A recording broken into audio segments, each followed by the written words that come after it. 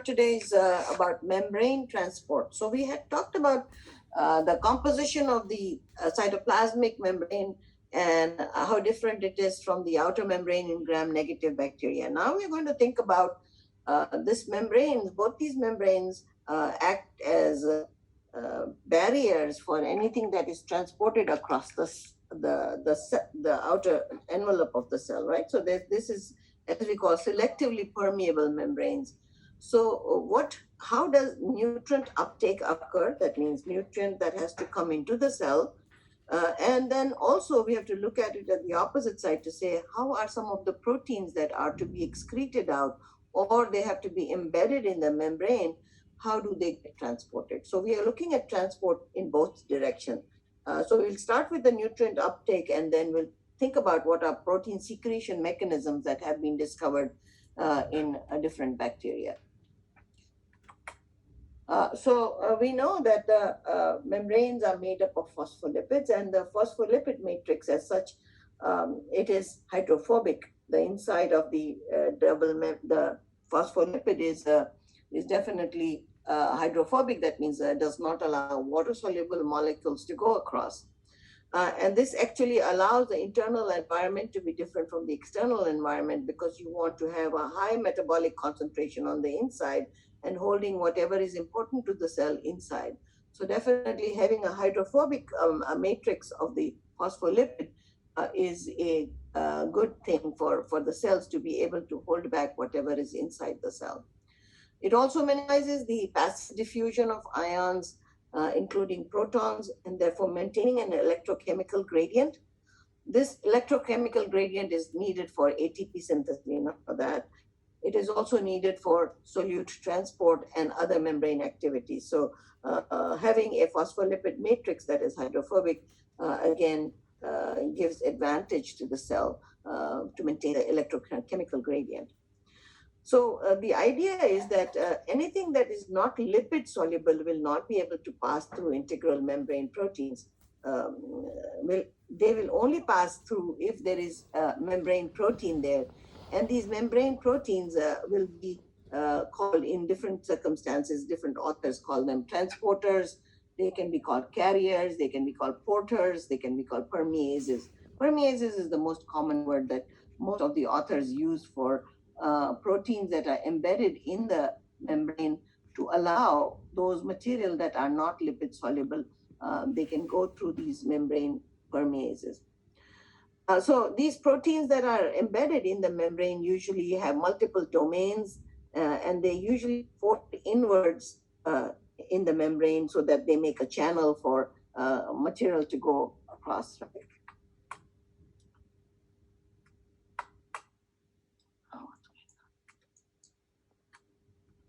Okay, so how are these membranes studied, and transport of material across the membrane, how is it studied? So there are several mechanisms that have been used, but creating what we call proteoliposomes. These are artificial membrane vesicles of protein and phospholipids that are made in vitro, and they are used to study the transport. So how do you construct such a thing as a proteoliposome? You can take this phospholipids and you mix it with water and you sonicate it, and then you will see that small little liposomes are created. That means since the membrane has hydrophobic and hydrophilic components or sides to it, it will form into small little vesicles we will call liposomes. Okay, so these liposomes are, of course, little vesicles with just the membrane lipid bilayer here. And then with that, you could add the buffer and your detergent coated protein that you want to insert in the membrane. So you're adding the detergent coated protein with the buffer, and now the proteins get embedded in, this will be called the proteoliposomes now. And these will definitely be helpful for us to study the transport of material across the membrane through this protein, right? So as such, if you look at it in E. coli, such a proteoliposome mechanism was used to decipher how this lactose permease, which is of course a membrane-bound protein that allows lactose to go across the membrane. So lactose permease from E. coli has been reconstructed into a proteoliposome, and uptake of lactose was studied in this way. So just giving you an idea that these artificially created membrane vesicles with proteins and phospholipids can be used to study solute transport. And this will also be, you will be able, the author or the researcher can, of course, determine the uptake as to how much it is very easily in this method. Yeah? So another way of studying the membrane transport is by using ionophores. So these ionophores are usually, certain antibiotics can act like ionophores also. And they make the membrane more permeable to ions. Ionophores, of course, ions are transported. And these also become very useful in the study of membrane transport. There are two models for the solute transport mediated by protein carriers. One is a mobile carrier model, and the other is the pore model. And both of these models have been proved to be correct by using different ionophores. So one of them is called valinomycin. Valinomycin is, of course, an antibiotic. Uh, it transports ions across by the carrier model, and we'll see in the next slide what the carrier model looks like. And the gramicidin A is another one of those that actually makes a pore across the membrane. So I've given you two examples to look at in terms of how these ionophores work. So valinomycin is considered to be a mobile carrier, and it is an antibiotic which has a C54H90N6O18 chemical structure. And it is produced by an actinomycete B, which is Streptomyces fulmissimus, and this actually increases the transport of potassium across the membrane. So potassium, being a positively charged ion, has to be transported across the membrane using valinomycin.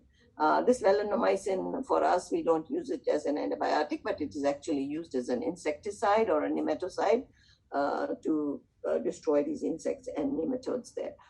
So valinomycin has, if you look at its chemical structure, it's a circular molecule containing valine, lactate, hydroxyisovalerate, and it also has some hydrophobic methyl and isopropyl groups on the surface. So on the surface, you can see the methyl and the isopropyl groups, whilst the hydrophilic carbonyl groups are on the inside of this circular molecule.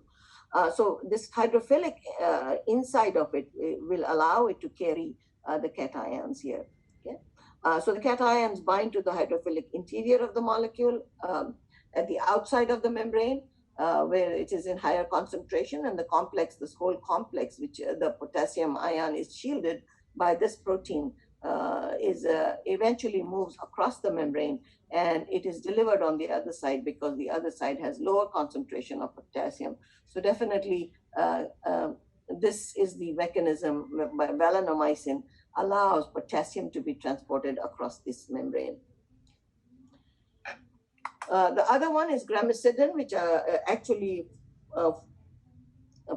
makes a pore. This is a protein that will make a pore through the membrane, and it will allow certain specific things to cross across, right?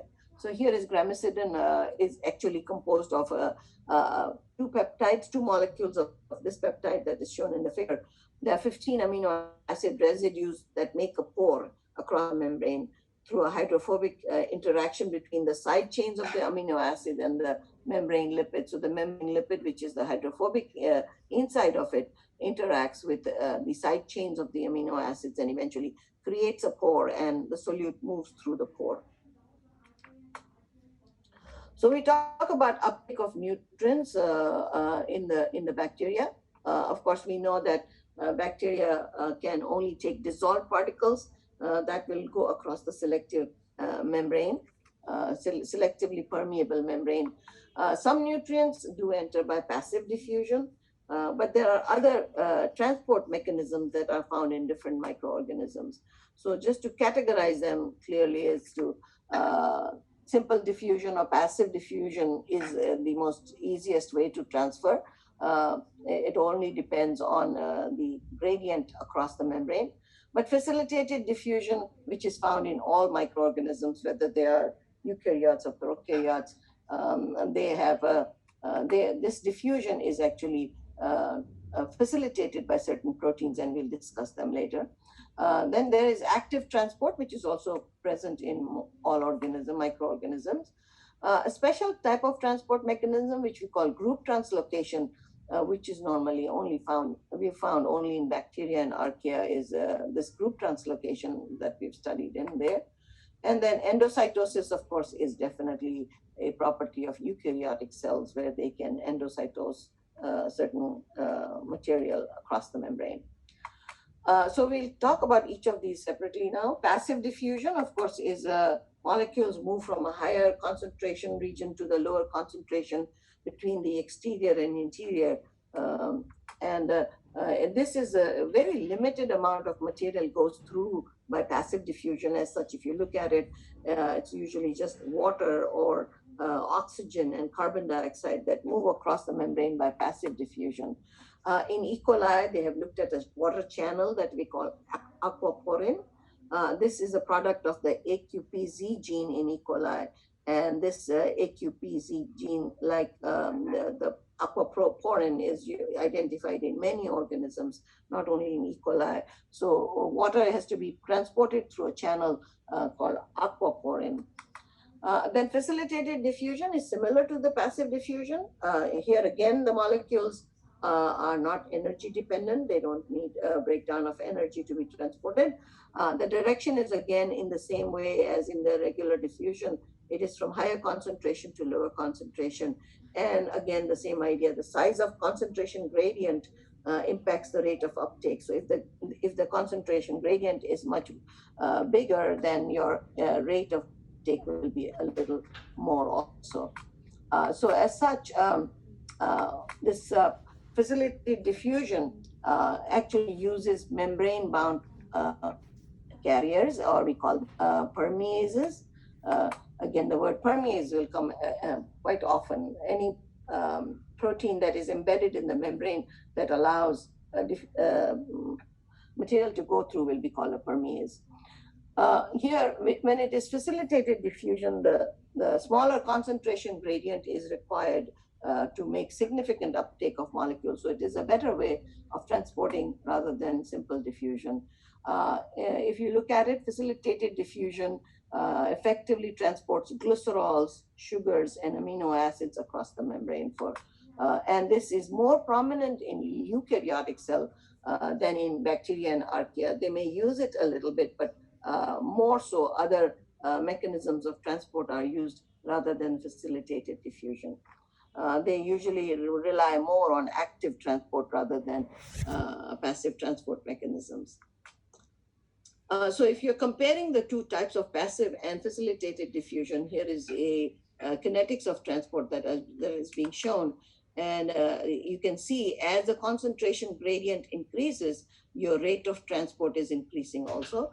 Whilst in passive diffusion, the straight line where you are, the transport increases relative to the concentration gradient, but in facilitated diffusion, you can see that this is a rapid increase even at the lower concentration gradient, and then eventually it will go ahead and plateau out, because all these the protein molecules, which are the permeases, are all saturated, and you see the saturation effect by seeing a plateau on this kinetics of transport here. So it reaches the plateau there, and you know, if a plateau is reached, you know that this is not passive diffusion, it is definitely facilitated diffusion. This is a model that I picked up from the other book, so for you to see what I'm talking about. This is the outside of the cell, this is the inside of the cell. The carrier protein is, of course, embedded in the membrane. Its conformation is such that it is facing out, and the solute binds to it. And then after binding, the conformation of this carrier protein changes, and it allows the solute to be delivered inside the cell, and then back again, this carrier protein will change conformation to pick up more. So it's kind of a cute model for us to understand that this facilitated diffusion requires a protein that is embedded in the membrane. Talking about active transport, this is of course active, meaning it is energy dependent process. And there are two ways to energize this process or provide energy to this transport system. One that is called the primary active transport, which is based on hydrolysis of 8P, and the other one, which we call the secondary active transport, where proton motive force is used to transport, to provide energy into the system. So energy is needed in both cases. This energy is, of course, will change the affinity of the transporter to the solute, so that when it is on the other side, it can get delivered, right? So definitely energy dependent processes will be needed for active transport. Here, your important difference between diffusion and active transport is that the molecules are moved against the gradient. That means this is actually, I would say, a greedy mechanism where the concentration is high inside the cell, and yet when the cell sees certain amino acids or certain sugars, it wants to transport it because it wants to store it, right? So this is definitely, the cell has to use some energy to transport it if it is if the concentration is still higher inside and it's low on the outside. Concentrate, it allows to concentrate the molecules inside the cell as the cell is trying to feed and trying to keep. Of course, it will involve carrier proteins again, which will be called permeases as such. These permeases have a very have a specificity for the solute. So each permease, for the lactose permease, will be very different from any other permease, and lactose permease will only be able to transport lactose inside the cell, right? So solute specificity will be there in these permeases, and these specificity is almost like the enzyme substrate specificity that you understand in your biochemistry, all of it, that all enzymes, they have very specific substrate to which they bind, right? So the same idea, these permeases are also very specific in that. And again, since these proteins are embedded in the membrane, there will be a carrier saturation effect at high solute concentrations when all the carriers are already bound to the solute. Increasing the concentration of solute on the outside will not increase the rate of transport, right? So here is a model for it. So we're looking at two types of transport. One transport that depends on ATP and hydrolysis of ATP. The other is where the proton motive force will be used. So this is the first one, which is the active transport using ATP. This is sometimes also referred to as ABC transporters. Primary active transporters, they use ATP as the energy source. And this ATP binding cassette, they're also sometimes called the ATP binding cassette transporters. So usually these are observed in bacteria, archaea, and some eukaryotes also. And you will see that they consist of this, this whole transporter is composed of two hydrophobic membrane spanning domains. These are the hydrophobic membrane spanning domains that are shown in this blue. And then there are two cytoplasmic associated domains which will be capable of binding the ATP. So this little balls shown here are the domains where ATP binding will occur. And then there is a substrate binding domain, which is on the outside, that specifically picks up that substrate and brings it to this transporter. Once the solute binding protein brings the solute to the membrane protein, their configuration changes will occur, and ATP is hydrolyzed at the inside of the membrane, and the molecule or the solute is transported through the membrane, right? So this is kind of a model of how the ABC transporters are. So as such, this solute binding protein, which is on the outside, this is usually present in the periplasm of gram-negative bacteria. The solute has to be brought inside to the periplasm, from which this solute binding protein will bring it to the membrane-bound protein, right? In your gram-positives, of course, this will be on the external surface of the cytoplasmic membrane because there is no true periplasm there, so definitely it is from outside. These solute binding proteins may also participate in chemotaxis, and you may look at it later when we come to the chapter on chemotaxis. So definitely multiple roles can be played by the solute binding proteins, which may bring it, may bring the solute or the chemical that causes the chemotaxis in the cell. The second kind of transporter is called the secondary active transporter, which we also abbreviate it as SAT. This actually is also called the electrochem. It's dependent on the electrochemical gradient across the membrane. So we know that proton and sodium gradients are collectively called electrochemical gradients, right? So electrochemical work that is performed when an ion crosses a membrane is a function of both the membrane potential and the difference in the concentration inside and out. So these SATs, or the secondary active transporters, use ion gradients to co-transport substances. As the ions are being transported across the membrane, it will co-transport some other solutes also. If the solute is moving in the same direction as the proton that is driving it, then we call it a symport.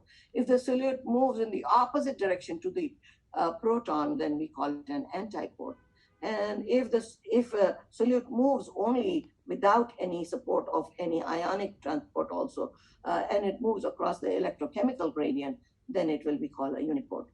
So different terms are used in terms of how this secondary active transport works. Remember, in the secondary active transport, there is always an ion that is part of this transport system. Again, this also requires carrier proteins, which will be embedded in the membrane as through which the proton or the sodium ion or the solute will be passing through. So the carrier proteins are still here, but the driving force is not ATP hydrolysis. It is the transport of protons or sodium ion that will drive the transport of certain solutes in the cell. So here is some models of it for you to look at and to understand. This is as the inside of the cell, and this is the cell exterior, or in the periplasmic space of your gram-negative bacteria. So you can see when electron transport chain is working, your hydrogen protons are being pumped out. You understand this idea, right? So hydrogen proton buildup on the outside or in the periplasmic space definitely creates an electrochemical gradient there. And this proton gradient drives the sodium ion that will be expelled out by an antiport mechanism. So when the hydrogen protons are coming in, sodium protons will be pumped out, and this is considered to be an antiport mechanism. When the sodium protons are brought in, they may at the same time bring some more substrate with it. And this is a sugar substrate that we're looking at that is being taken in as the sodium proton goes back into the cell. And this will be considered to be what would we call it? A symport. Both the ionic transport as well as the substrate or the solute are moving in the same direction. So this will be a symport system where both will be coming in at the same time. So kind of giving you an idea what antiport and symport systems are, or uniport systems are. This is a much easier, simpler model of the same thing. You can see hydrogen proton driving the entry of a certain, as we call solute. The S will be the solute, and this is the hydrogen proton. And then again, exchange in terms of symport, antiport, and uniport. Those are the three terms that you should understand. Besides these active transport, primary and secondary active transport, a mechanism of transport known to bacteria is called group translocation.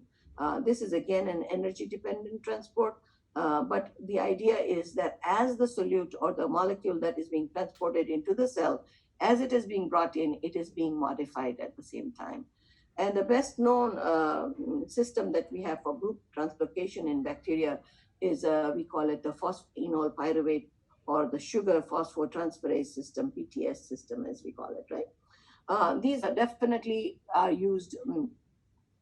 Many anaerobic bacteria usually transport their sugars while phosphorylating them using this phosphoenol pyruvate system, and the donor is always PEP. And we'll look at it when we come back, when we're doing all the, where the PEP is in terms of glycolysis. So looking at the PEP system, or the transfer system, phenol enol pyruvate system, where phosphoenol pyruvate. So this whole transport mechanism has three enzyme systems actually, three component of this enzyme system. We call it A, B, and C. C is embedded in the membrane, and the B part of this enzyme is located on the inside of the inside in the cytoplasmic matrix is there, and then the A is also on the inside. In some systems, you will see A and B are separated, and they help in bringing the phosphorate